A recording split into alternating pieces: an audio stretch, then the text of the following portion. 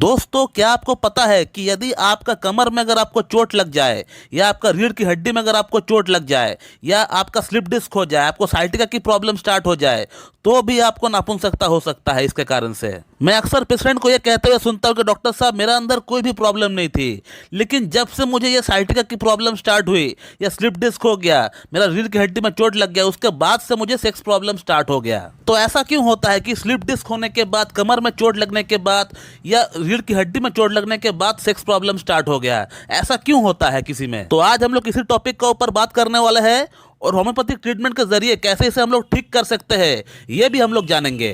तो मैं डॉक्टर सुब्रता और आप सभी का फिर से एक बार बहुत बहुत स्वागत करता हूं अपने इस YouTube channel homeo care tips पे। तो दोस्तों, ऐसा क्यों होता है कि स्पाइनल कॉर्ड में चोट लगने के बाद, रीढ़ की हड्डी में चोट लगने के बाद, लंबर रीजन में चोट लगने के बाद, L1, L4, L5 में चोट लगने के बाद क्यों सेक्स प्रॉब्लम स्टार्ट होता है?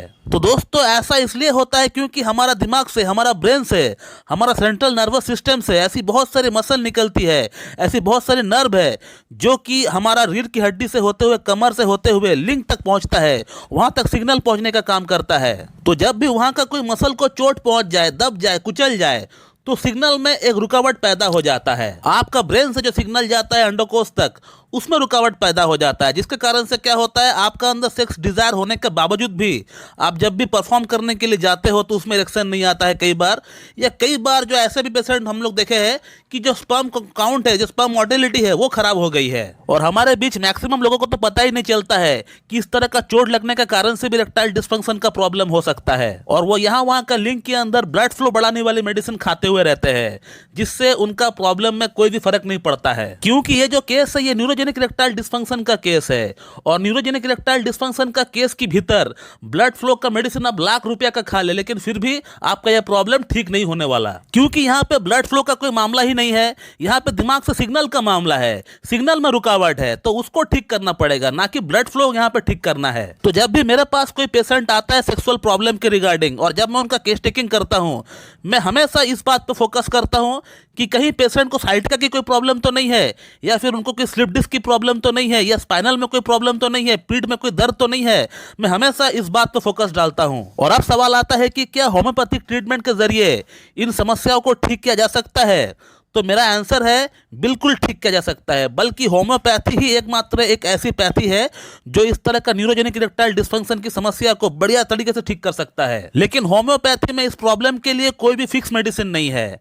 होम्योपैथी में किसी भी प्रॉब्लम के लिए कोई भी फिक्स मेडिसिन नहीं होता है, ये शायद मेरे ख्याल से आप लोगों को पता होगा। यूट्यूब पे आपको ऐसी बहुत सारे झोलाछाप पंडित आपको दिख जाएंगे जो आपको इस समस्या के लिए, कोई कहेगा आपको हाइपरिकम लेने के लिए, कोई कहेगा आपको आर्निका लेने के लिए, कोई कहेगा आपको जिंकम मेड लेने के लिए, कोई कहेगा आपको एगारिकस लेने के लिए।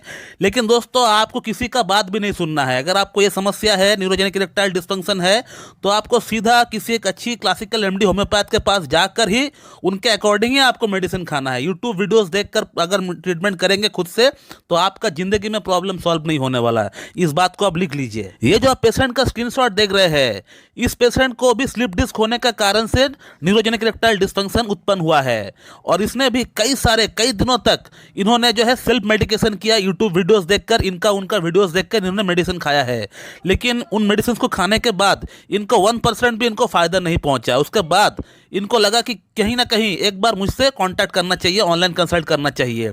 इन्होंने मुझसे आज से 4 महीना पहले कांटेक्ट किए थे अपना सेक्सुअल प्रॉब्लम के रिगार्डिंग, और प्लस साइटिका की जो प्रॉब्लम है उसके रिगार्डिंग हमसे कांटेक्ट किए थे। और अब इस पेशेंट का ट्रीटमेंट चलते हुए हमारे पास 4 महीना हो चुके हैं, और आज से 2 दिन पहले वो हमसे कांटेक्ट किए थे काउंसलिंग कराने के लिए। और काउंसलिंग के दौरान इन्होंने मुझे व्हाट्सएप पे क्या लिखा है, अगर आप थोड़ा वीडियो को पॉज करके पढ़ लेंगे तो आपको समझ में आ जाएगा कि इनको कितना राहत मिल गया है। इनको कौन कौन सी मेडिसिन दी गई थी उसका नाम मैं आपको इन्फॉर्म कर देता हूँ। इनको हाइपरिकम 1 का एक डोज दिया गया था, और हाइपरिकम 10 का एक डोज दिया गया था।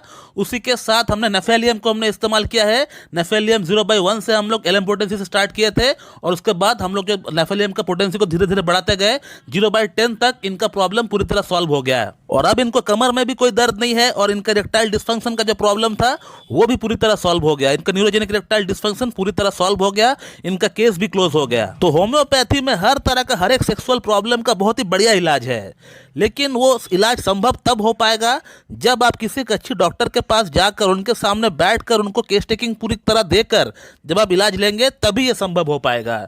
यहाँ वहाँ का वीडियोस देखकर आर्टिकल पढ़कर मेडिसिन खाएंगे खुद से तो वो प्रॉब्लम ठीक होने के चांसेस ना की बराबर है। तो दोस्तों मैं इस वीडियो को यहीं पे एंड करना चाहूंगा। So thank you very much and have a good day.